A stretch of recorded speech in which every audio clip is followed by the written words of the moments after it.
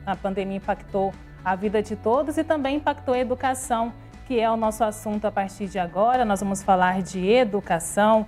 Com a pandemia da Covid-19, o ensino à distância tem sido usado pelos alunos como uma maneira de manter o distanciamento social. E esse novo formato de ensino virou protagonista na capacitação de inúmeros profissionais para o mercado de trabalho cada vez mais competitivo e que também demanda muita agilidade. E é para falar desse assunto aqui no Tom Maior que nós recebemos a partir de agora o professor, doutor e pró-reitor de Educação à Distância da Cruzeiro do Sul Virtual, o professor Carlos Fernando Araújo. Professor Carlos, seja bem-vindo aqui ao Tom Maior. Uma ótima tarde a você. Obrigado, parabéns aí pela iniciativa de falar sobre educação, que é um assunto muito importante. Também vai participar desse bate-papo conosco a nossa querida Lívia Bailão. Lívia, boa sexta, bem-vinda. Obrigada, Jéssica. Um grande abraço para você que está aí no estúdio, para toda a equipe do Sistema Sagres, do programa Tom Maior. É uma alegria estar aqui. Obrigada também ao professor Carlos. E você bem lembrou, né, Jéssica? Sextou, então vamos acender o nosso ânimo, elevar a nossa vibração, porque final de semana está por aí. Final de semana sempre anima a gente, Lívia. Com certeza. Professor, para começar então o nosso bate-papo aqui, a pandemia, né, ela mudou o ensino, né, ainda não acabou, continua, mas a gente já pode tentar avaliar um cenário pós-pandemia na questão da educação, do ensino. Claro, as aulas presenciais ainda não voltaram, principalmente na rede pública, nas universidades, mas a gente já consegue traçar esse perfil de como vai ser a educação pós-pandemia? Jéssica, uma boa pergunta. Muitas pessoas, muitos pesquisadores estão fazendo panoramas, né, para a universidade ou para o ensino superior pós-pandemia. O que nós vemos é que, embora a pandemia tenha trazido vários aspectos ruins, nós temos alguns aspectos importantes que poderia classificar aí em 4 os aspectos importantes que a pandemia trouxe para o ensino superior e para a educação em geral. Aspectos relacionados ao ensino, ao aprendizado, às próprias instituições e à mudança de mindset. Esses aspectos estão relacionados entre si, mas nós vemos que os professores, na sua atividade de ensino, eles entenderam mais sobre tecnologia, conseguiram trabalhar melhor com a tecnologia para dar sustentação a isso que a gente chama de ensino remoto nesse momento, né? E existem várias classificações aí, mas nós usamos ainda esse termo, ensino remoto. Logo no início era um ensino remoto emergencial, agora já é um ensino remoto adaptado, não é? E os professores fizeram uma iniciativa muito grande de se apoderar dessa tecnologia, dessa metodologia, para dar o atendimento aos seus alunos. Do outro lado, a gente vê a questão do aprendizado. O aluno percebeu que é possível aprender usando a tecnologia, coisa que a gente já fazia na educação à distância. Os estudantes do ensino presencial, principalmente, eles começaram a perceber o potencial da tecnologia para os processos de ensino e aprendizagem. A escola, a infraestrutura da escola ficou vazia nesse momento. E os administradores das escolas, vendo como a tecnologia pode ser usada para o ensino, começaram a pensar, olha, talvez eu possa usar essa infraestrutura de outra forma. E isso, eu penso que é algo que a gente vai ter no pós-pandemia. Quer dizer, usar os espaços das instituições de forma diferenciada, para discussões, para atividades laboratoriais, e aquilo que não é necessário fazer dentro da instituição pode ser feito de forma online, interativa, que é o que está acontecendo agora. Mas eu acho que o principal é a mudança de mindset, dentro das instituições e também social, porque a sociedade inteira começou a trabalhar no home office, também percebeu o potencial da tecnologia e a tecnologia está evoluindo para se tornar cada vez mais interativa. Então, nós vemos aí, pós-pandemia, um grande potencial de hibridismo da educação presencial. Professor Carlos, eu queria te perguntar, você comentou os 4 aspectos, especificamente sobre um, vamos nos deter nele agora, que é o aprendizado que remete ao aluno, né? Esse que é uma das pontas aí dessa relação. Como que é... Então, você começou a dizer para nós, mas gostaria que você nos trouxesse mais qual é o perfil do aluno no pós-pandemia. E se a gente ramificar isso para o ensino fundamental, para o ensino médio, para o ensino superior, né? A mim me parece que é uma pessoa, um ser que é convocado para maior responsabilidade. Não tem o grande lá e ele aqui, o professor lá, está todo mundo na horizontalidade. Seria por aí? Como que a gente pode avaliar essa figura do aluno nesse cenário? Você está certa, Lívia. Existe uma tendência teórica e também uma tendência prática na educação de dizer que o aluno é o centro, deve ser o centro, né?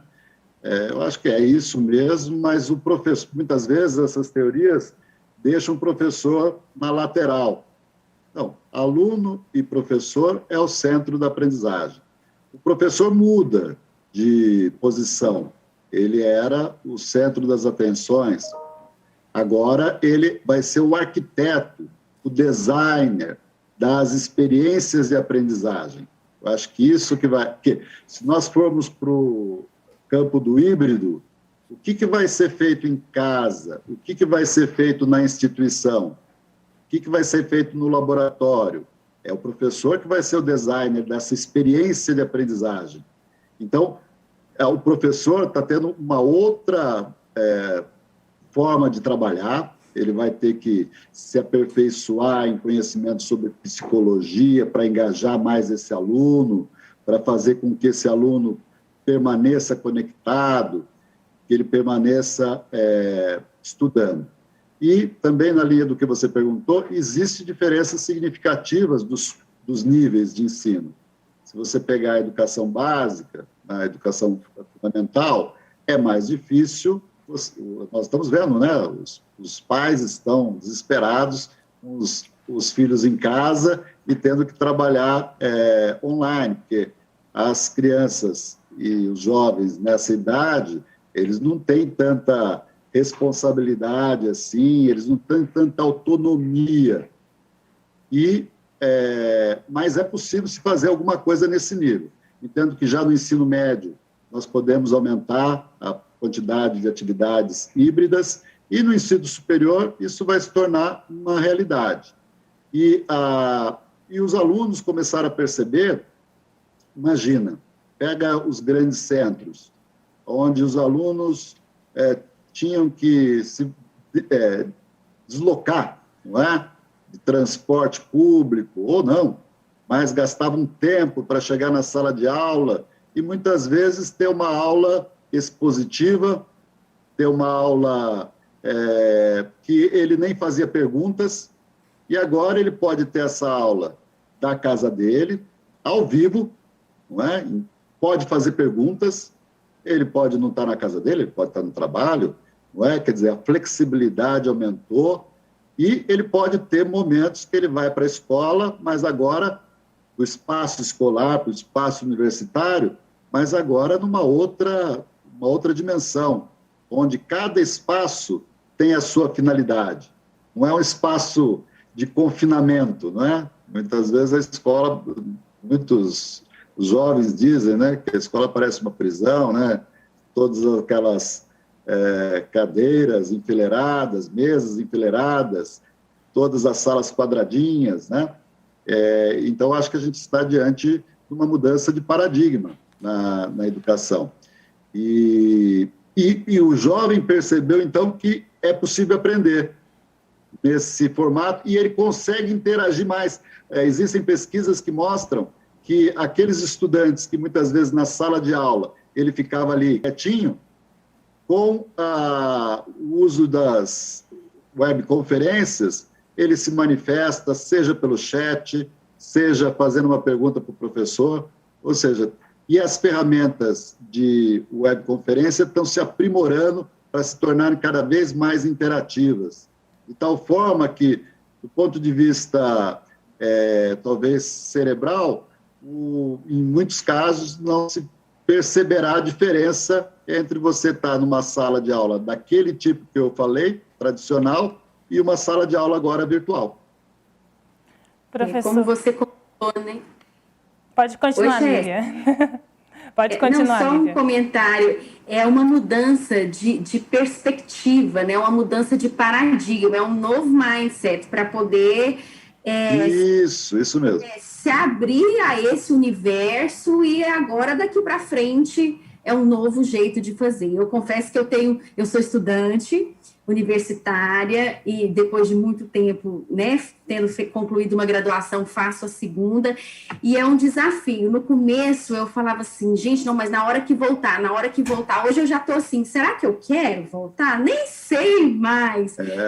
Sim, a gente vai se organizando, né, de algum jeito a gente vai criando formas, mas é algo muito importante a se pensar, né, avaliar as perdas, os ganhos e criar o nosso jeito de fazer. Eu acho que um dos grandes, né, Jéssica, desafios, a gente fala aqui no tom maior, da pandemia é a questão da educação, essa reconfiguração total, né, que trouxe. Sim. Com certeza, Lívia. Professor, a EAD já era uma opção de ensino antes da pandemia, com a pandemia passou a ser a única alternativa. Foi uma mudança repentina, o senhor falou aí dos benefícios que trouxe, mas por ter sido uma mudança tão rápida, assim, de certa forma foi rápida, também não deixou algumas lacunas? Com certeza.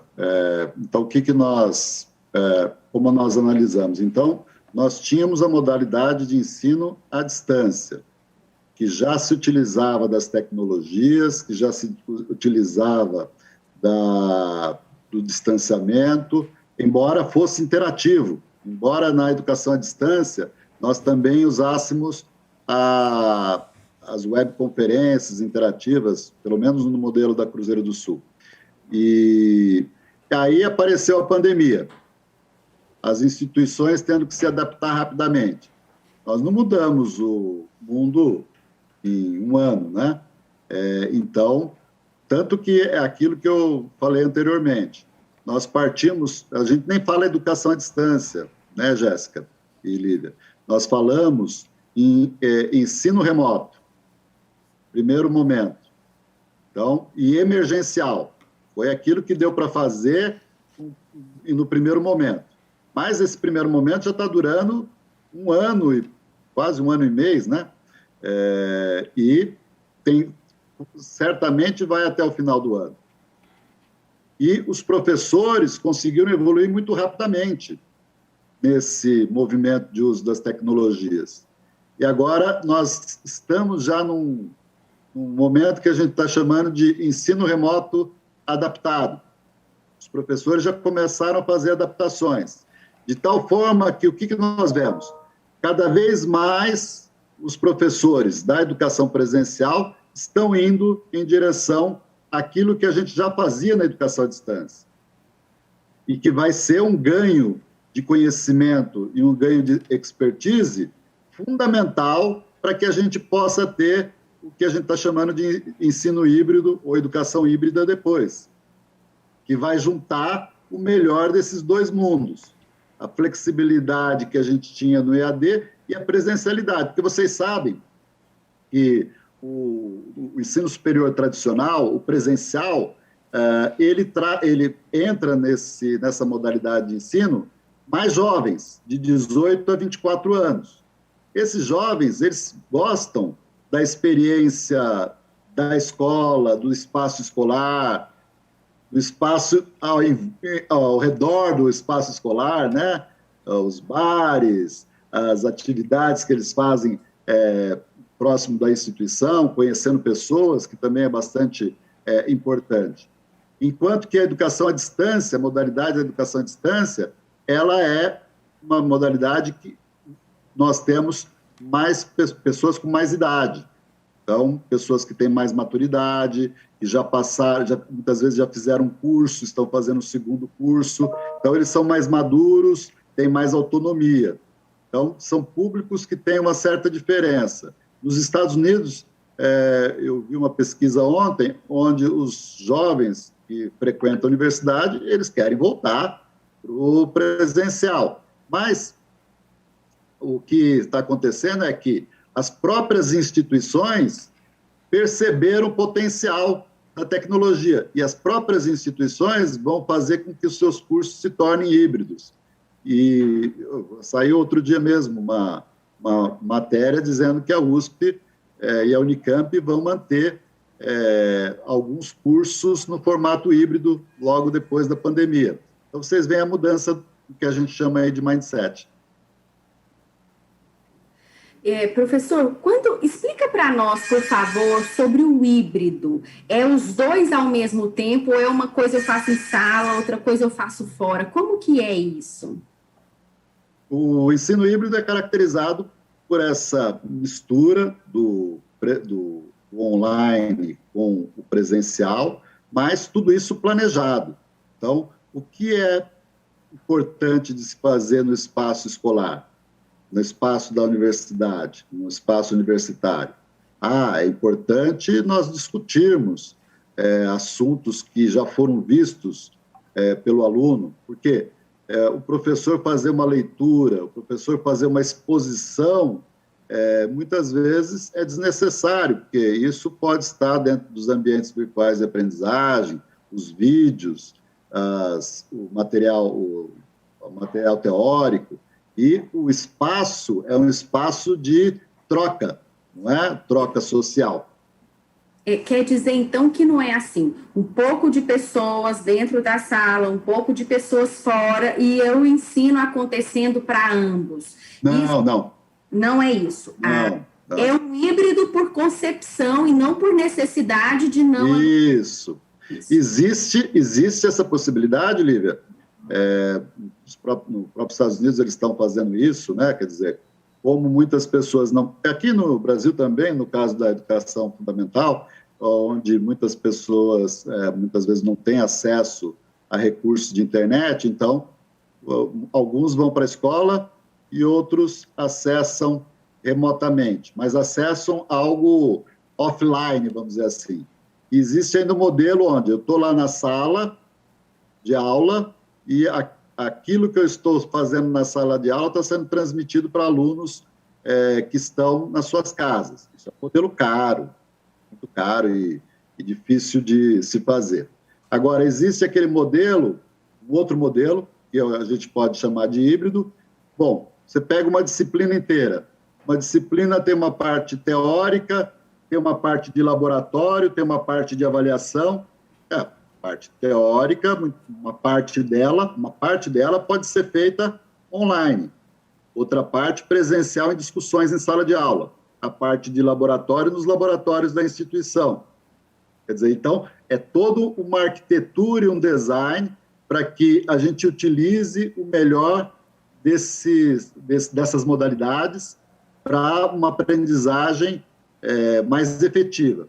E existem estudos, já existe um estudo até de 2009 do Departamento de Educação dos Estados Unidos, que mostra que o nível de aprendizagem se dá no híbrido, no online, e o presencial puro, tradicional, ficou em terceiro lugar.